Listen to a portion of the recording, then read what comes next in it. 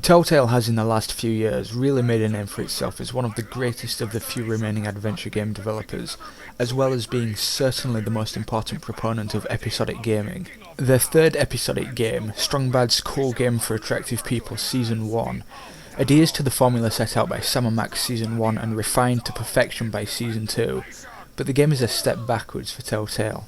The jokes aren't as funny, the stories aren't as engaging, the game's content doesn't lend itself as well to the episodic structure, and because of all of this, the puzzles aren't as satisfying. But that's certainly not to say Strong Bad's first adventure isn't good. It is, and it's a must-buy for Strong Bad fans. If you don't know who Strong Bad is, you need to get over to homestarrunner.com pretty much right now and watch all 200 and counting Strong Bad emails. Not only are they funny/awesome, Strong Bad Season 1 is definitely not a game for anyone who isn't familiar with the Homestar Runner character lineup. In part because the characters are built up and developed through these emails, but also because there are numerous inside jokes and callbacks in the game to stuff in the emails. You'll miss quite a lot if you haven't seen the emails. And unlike your typical licensed game, Strong Bad Season 1 is actually written and voice acted by the homestarrunner.com writers, so the game stays very true to the source material. You play the game as the eponymous Strong Bad. He's the archetypal lovable rascal, but he's very much infused with net culture. So, for example, he refers to the Egyptian god of the underworld, Anubis, as "Anub is you," and calls his neighbour Marzipan Marzipond. He has a keen love of ninjas, pirates, retro games, dinosaurs, heavy metal music, and, of course, himself. He is a very unique character in voice, personality and appearance. There really is no one like him pretty much anywhere else. But he's certainly not the only interesting character. There's also Strong Sad, a fat, melancholic nerd type who Strong Bad refers to as Obsessio Depressio. There's Strong Mad, a hugely muscular yet hugely stupid character who communicates by shouting simple words. There's also Homestar, who is Strong Bad's whipping boy, Marzipan, the girl, and King of Town, a hugely fat and food-obsessed character. And there are various other equally colourful characters. These characters are all conceptually simple, but they have very distinct and well-developed personalities, and they all play off Strong Bad's own proclivities well. The gameplay is pretty much just the same as the Sam & Max seasons. You have a simple one-click interface and an easy-to-navigate UI. You'll explore the environments, pick up items and interact with characters to solve puzzles, all with the ultimate goal of forwarding Strong Bad's agenda, whether it's getting his games machine fixed or winning a race. Although it is easier than either of the Sam & Max seasons, it can still pose a reasonable challenge, and there are a few genuinely hard puzzles. But it's the kind of game where taking a break and coming back with fresh perspective almost always reveals the solution. And even if you do happen to get utterly stumped, the game gives you hints on what to do next, if you want it to, anyway. Like the Sam & Max seasons, Strong Bad is as much about humour as about the puzzles.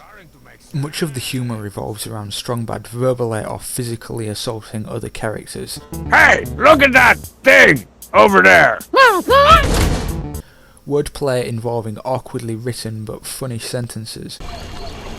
Ah, the mighty river of this country. So majestic and wet. Or numerous inner monologues on how awesome Strong Bad thinks he is, even though he's often quite pathetic a character. Hey, the pilot wings the Transplace Airways people awarded me for finishing a flight without crying. For landing the plane. And saving everybody on board, and making out with all the stewardesses, after the pilot got a Charlie horse that I gave him. As well as fourth wall breaking with references to the game's episodic nature or the fact that some characters don't have arms or hands. I'm not sticking my gloves in there for at least another month. Probably 2. Unlike Sam & Max, which, despite having somewhat alternative humour, just about anyone can laugh at, Strong Bad is very, very alternative humour, meaning there's a pretty good chance a lot of people just won't get it. Strong Bad Season 1 didn't make me laugh as hard or as often as Sam & Max, but the game is still packed full with laugh-out-loud jokes if that kind of humour appeals to you. Strong Bad Season 1 makes a few cool refinements to the genre. The first is the way dialogue works, an evolution of the Sam & Max Season 2 system, but also perhaps inspired by Mass Effect. You no longer select the phrase you want to discuss from a list, you now just click an image that represents the topic. This of course means that you don't have to read what your character is going to say, then have to listen to it said again, which helps with the flow of the game and also makes experiencing dialogue a little more enjoyable through its unpredictability. Another cool addition is the map. Rather than have to run from one screen to the next, to the next, to the next, just to pick up some item and then run all the way back, you now have a map where all the locations of interest are added as they are unlocked, and you can instantly travel to each of them, which saves a ton of backtracking. It's something of an inevitability that games moving from PC exclusivity to the multi-platform arena become somewhat diluted as a result, and sadly Strong Bad's first adventure is no exception. There are hidden collectible objects to find and various kinda sorta achievementy things that are tallied up on a score chart, and the game keeps record of how awesome you're doing. There are also clothes scattered throughout the game which you can use to dress up Strong Bad and then, as the game says, take screenshots to email to your friends. I really can't imagine any PC gamers finding these ideas appealing. Thankfully, these aspects of the game are utterly secondary and can be totally ignored. The game deviates from the episodic formula set out by Telltale's previous games, in that each episode is entirely self-contained. With the Sam & Max episodes, although each episode also worked as a standalone, there was an overarching storyline that tied everything together, and the season as a whole was very much a full game that was delivered in monthly installments. Strong Bad, on the other hand, is merely 5 mini-adventures that don't tie into each other in any meaningful way. That's one of the fundamentals of the adventure genre, wanting to find out what happens next, and Strong Bad's story resets every 2 hours. Episode 1 revolves around a race, while Episode 2 is all about secession from the King of Town's rule, where everyone sets up their own country. Episode 3 is about a battle of the bands. Episode 4 is a homemade film, Dangeresque 3, which you watch, while the final episode is about the collision of the real world and the computer game world. While these stories are all fun, especially Episode 4, clearly they aren't connected. The game's often bland and sparse environments also don't lend themselves very well to repeated viewing, which is of course what you get with Telltale's episodic adventures. In their Sam & Max games, the environments were so attractive and so full of things to look at that it was easy to come back to these areas every episode. Not so with Strong Bad, as these areas are lacking in detail and objects to explore.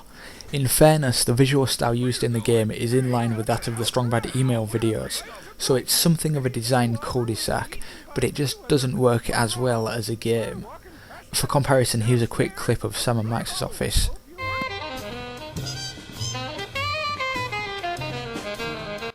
And here's Strong Bad's bedroom. The game uses the same engine used in Telltale's Sam & Max games, meaning anyone with a graphics card in their computer could probably run Strong Bad Season 1. As I just mentioned, the visuals are quite lackluster, but that's not to say they aren't attractive, they certainly are. The visual style is pleasant and easy to look at, it just gets boring quickly. The engine supports a great range of animations, but many of the characters in Strong Bad Season 1 have very inanimate faces, or are missing arms and or hands, so the game really doesn't do the engine justice. But what the characters lack in animation, the voices make up for. All of the voices, which are voiced by the HomestarRunner.com guys, are pretty excellent and very true to the emails. I think with the exception of Marzipan, all the voices are done by the same guy, and it really kinda shows. There's more than a little overlap with some voices, and some character voices start to turn into other voices at times. Still, the voice acting is high quality, the deliveries are almost perfect, which is important for a comedic game, and all the voices are pleasant to listen to. While it's definitely a step backwards from Sam & Max Season 2, and despite its flaws, the bottom line with Strong Bad Season 1 is, if you love the character, you'll love the game. Check out the emails at homestarrunner.com, and if you enjoy them, you absolutely should grab yourself a copy of Strong Bad's Cool Game for Attractive People, Season 1.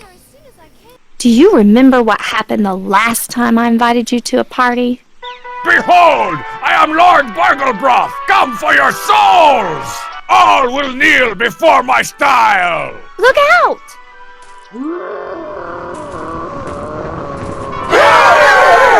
No, not really. That figures.